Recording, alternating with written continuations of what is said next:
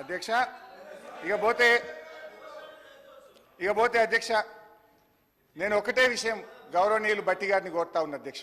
I demand మీకు ప్రజల పట్ల ఏమాత్రం ప్రేమ అభిమానాలున్నా భయభక్తులున్నా మీరిచ్చిన హామీల మీద ఏమాత్రం గౌరవం ఉన్నా ఒప్పుకోండి. మీకు నీతి నిజాయితీ ఉంటే ఈ బడ్జెట్ ప్రసంగంలో మొదటి వ్యాఖ్యలోనే తెలంగాణ ప్రజలారా మమ్మల్ని క్షమించండి, మేము మాట తప్పినాం, 100 రోజుల్లో 6 గ్యారెంటీలు అమలు చేయలేకపోయినాము అని కన్ఫెషన్ నోట్తో ఉండాల్సి ఉంది అధ్యక్ష. నేను డిమాండ్ చేస్తా ఉన్నా, ఇప్పటికైనా తెలంగాణ ప్రజలకు క్షమాపణ చెప్పండి అని చెప్పి నేను డిమాండ్ చేస్తా ఉన్నా. బీఆర్ఎస్ పార్టీని లక్ష్యంగా చేసుకొని కాదు, ప్రజల్ని లక్ష్యంగా చేసుకొని మీరు మాట్లాడాల్సింది. ప్రజల్ని లక్ష్యంగా చేసుకుంటే ప్రజలు ఇష్టపడతారు, ప్రజలు గమనిస్తున్నారు. ప్రజల పట్ల జవాబుదారీతనంతో వ్యవహరించండి. అభయహస్తం మేనిఫెస్టోలో 6 గ్యారెంటీల్లో 13 హామీలు ఉన్నాయి. వాటి అమలు మాట అటుంచి 13 హామీల ప్రస్తావన కూడా భట్టి గారి బడ్జెట్ ప్రసంగంలో లేకపోవడం నిజంగా దురదృష్టకరం. ఓటాన్ అకౌంట్లో 6 గ్యారెంటీల అమలు కోసం 53,000 కోట్లు పెడితే పూర్తి బడ్జెట్లో అది 47,000కు తగ్గిపోయింది అధ్యక్ష. పెరుగుతుందని ఆశించాం.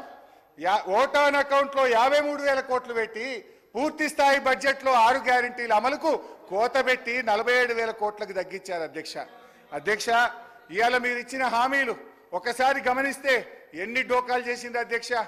డోకా లేకుండా తెలంగాణ ప్రజలకు ఒక్కటన్ను అమలు చేసింది అధ్యక్ష.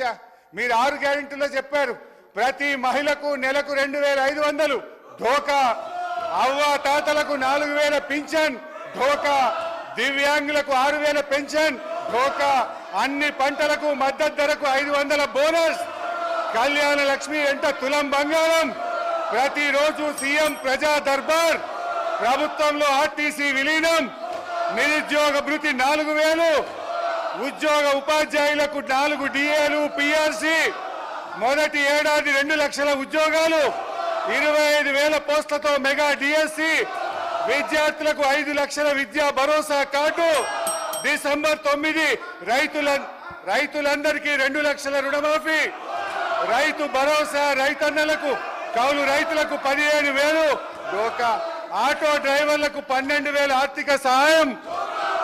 డోకా డోకా డోకా కాంగ్రెస్ పార్టీయే ఒక పెద్ద డోకాగా మారింది అధ్యక్ష.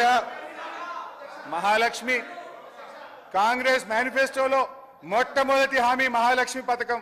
దాంట్లో మహిళలందరినీ ఆకర్షించి ప్రధానమైన అంశం ఆ మహిళలకు నెలకు 2,500 చెల్లిస్తామని ఆ రోజు చెప్పారు అధ్యక్ష.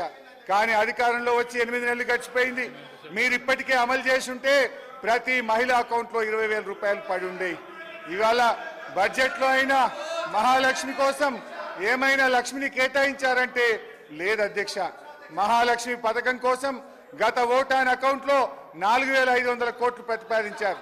కానీ పూర్తి స్థాయి బడ్జెట్ వచ్చేసరికి మహాలక్ష్మి మాయమైంది అధ్యక్ష.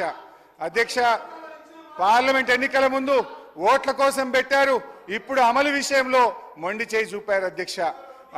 ఇందిరమ్మ రాజ్యంలో మహిళలకు జరుగుతున్న న్యాయం ఇది అధ్యక్ష. నేను వారిని కోరేది ఒకటే, మహాలక్ష్మి పథకాన్ని మీరు సత్వరమే అమలు చేయండి, బడ్జెట్లో నిధులు కేటాయించండి, లేదంటే తెలంగాణ మహాలక్ష్ములు మీ పాలిట మహాకాలులవుతారు, జాగ్రత్త అని చెప్పి హెచ్చరిస్తా ఉన్నాను.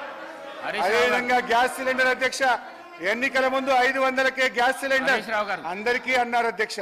కానీ ఇవాళ షరతులు పెట్టారు. సబ్జెక్ట్ సాధారణంగా వ్యాపార ప్రకటనలో ఈ రకమైన వైఖరి ఉంటుంది.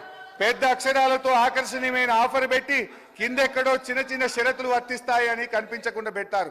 ప్రభుత్వ వైఖరి కూడా వ్యాపార వ్యవహారాల వలె ఉండడం శోచనీయం అధ్యక్ష.